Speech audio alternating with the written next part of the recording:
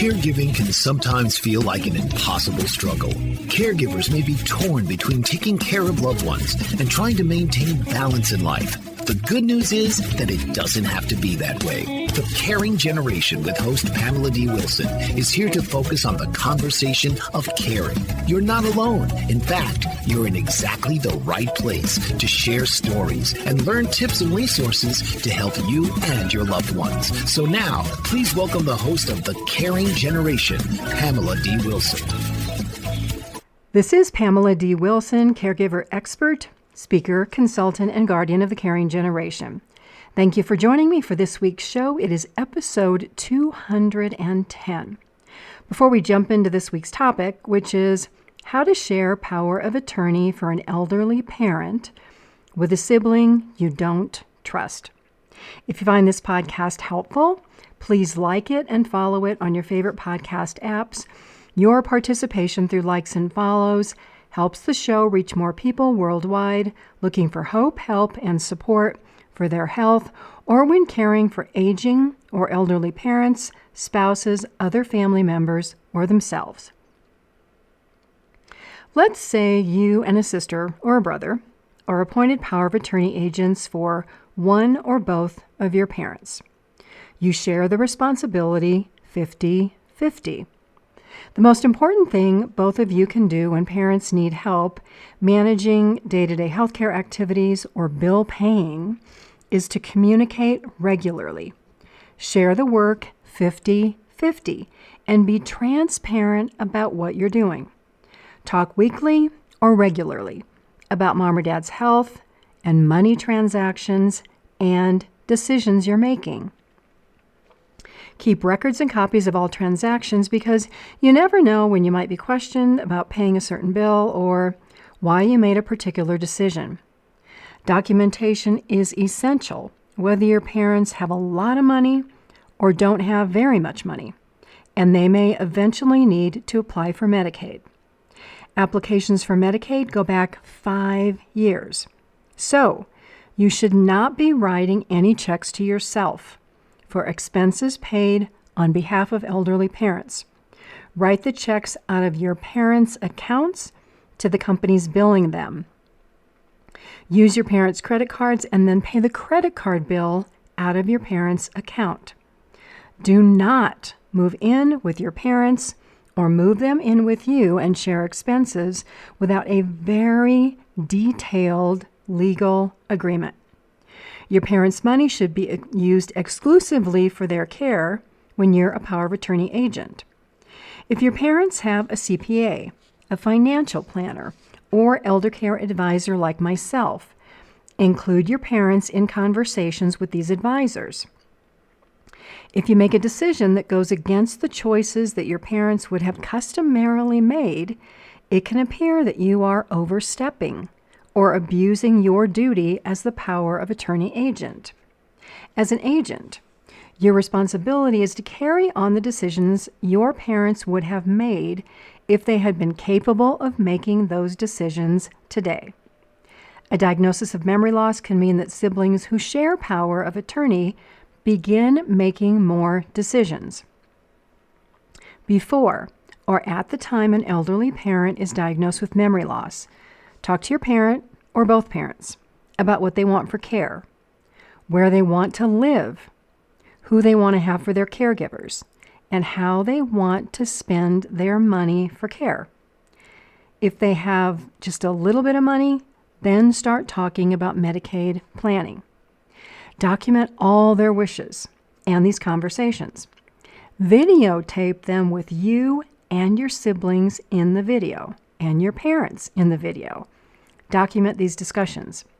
Having records and recorded conversations avoids bad memories and that he said, she said.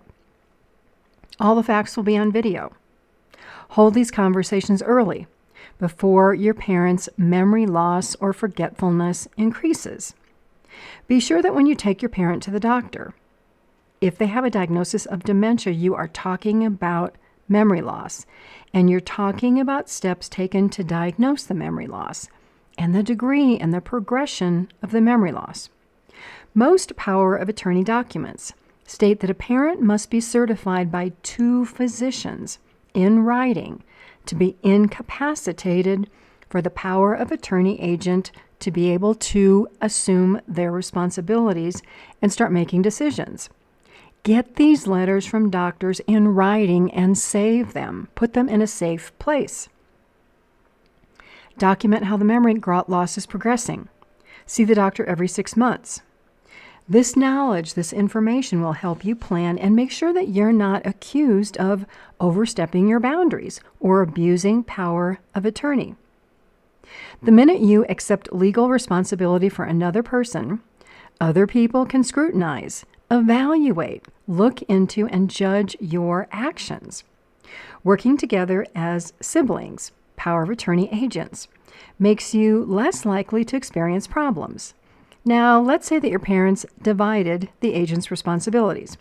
One of you is medical power of attorney, and the other one is financial power of attorney. The same process applies. Have early conversations about what your parents want for their care, how they want their money spent, where they want to live, who they want to be their caregivers. Make sure your parents have also completed their will or trust. If I didn't say this, document the conversations. Record them on videotape. Be very transparent and clear about anything you don't understand.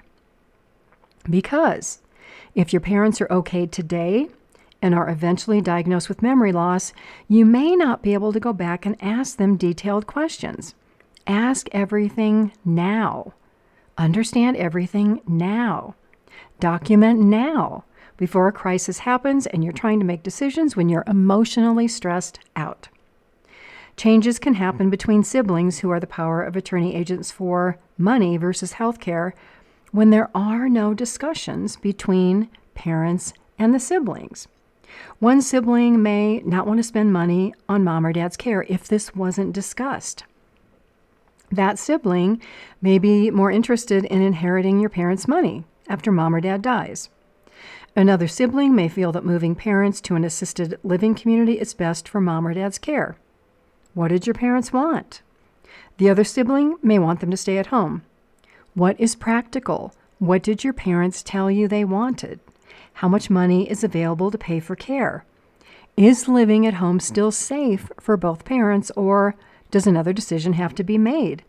There are so many considerations when making these decisions for elderly parents.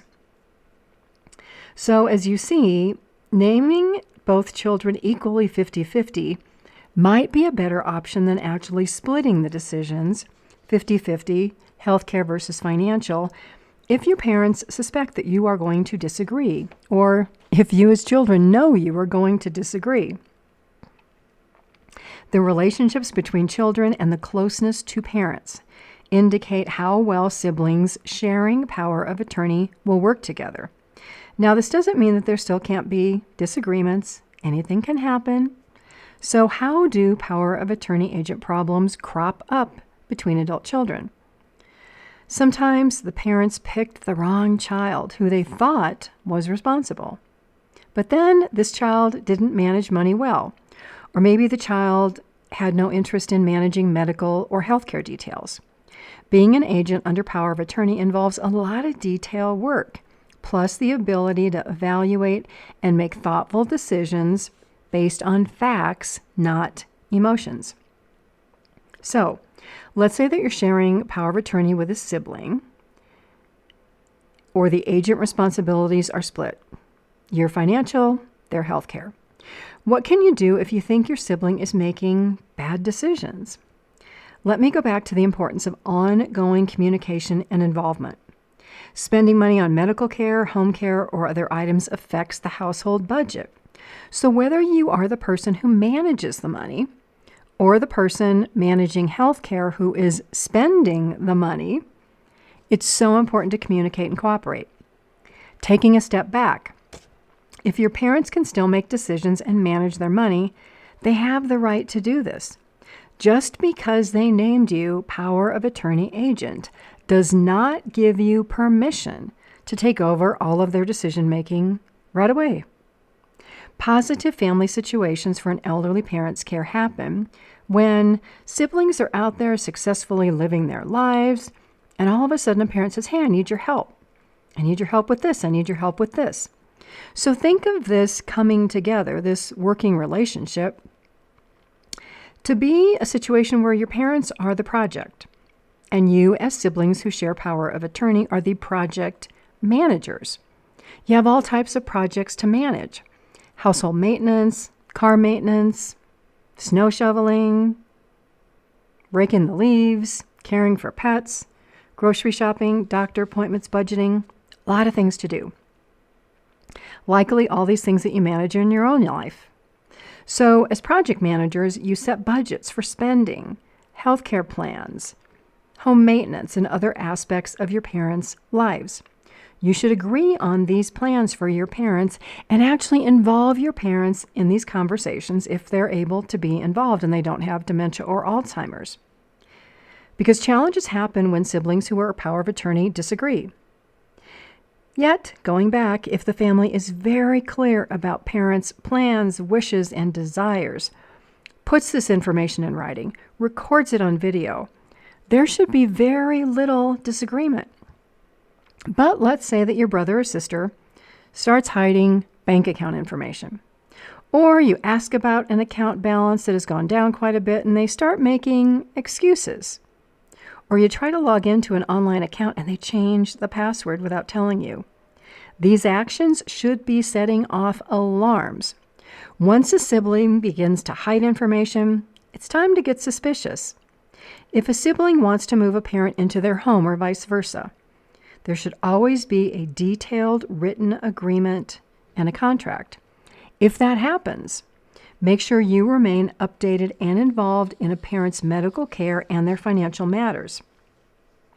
The power of attorney agent who moves a parent into their home, or vice versa, moves into their parent's home, changes the balance of that 50-50 decision-making relationship, especially if a parent has dementia. The person or caregiver spending the most time with an elderly parent likely has the most influence.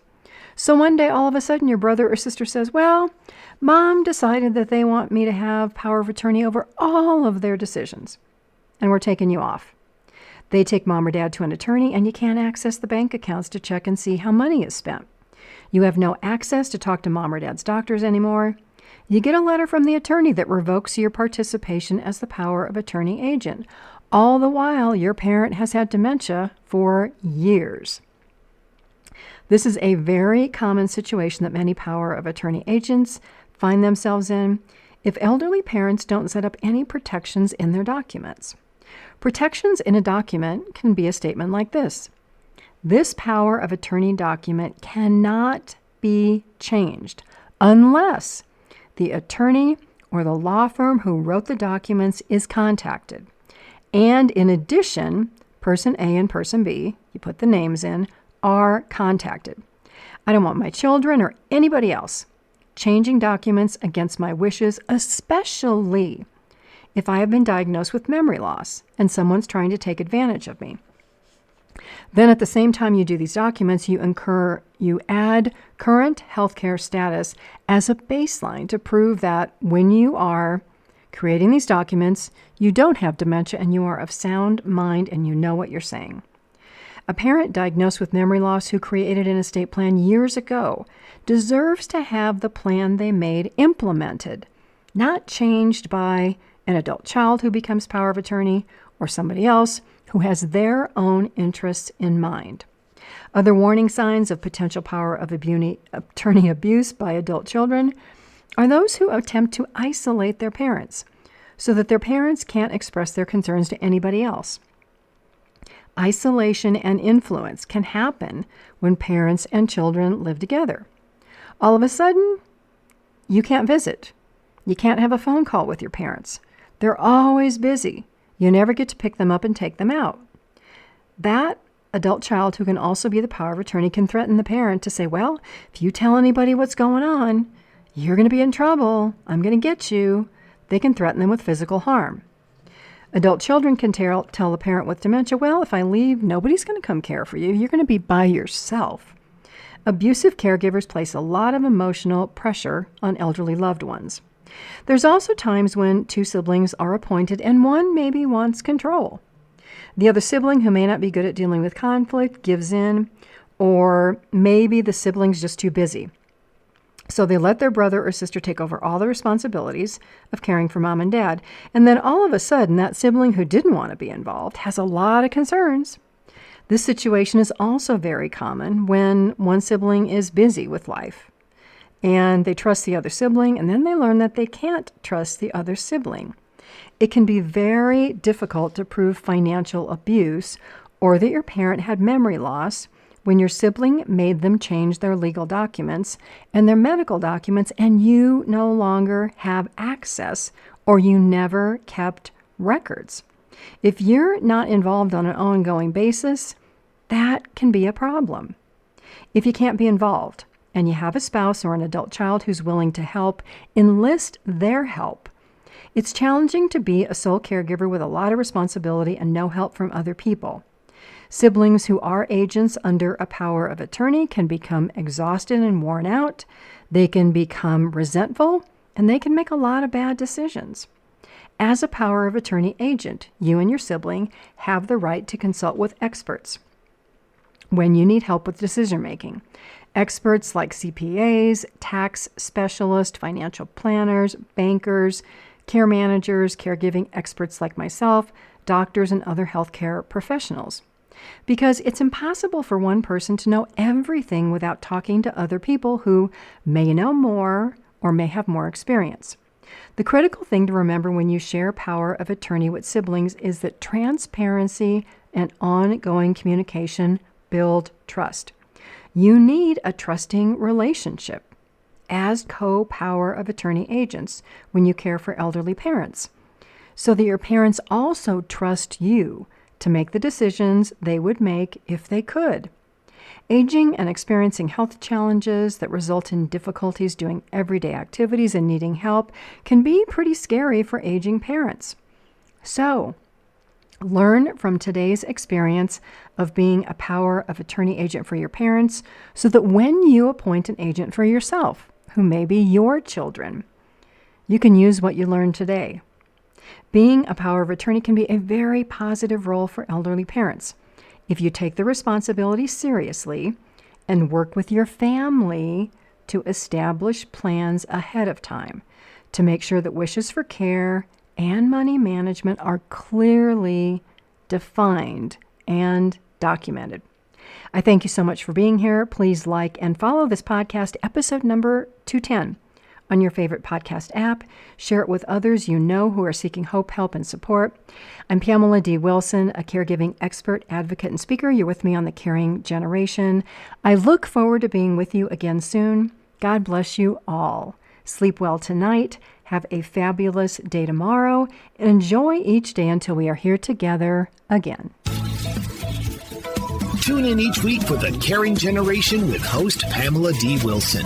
Come join the conversation and see how Pamela can provide solutions and peace of mind for everyone. Here on Pamela D Wilson's The Caring Generation.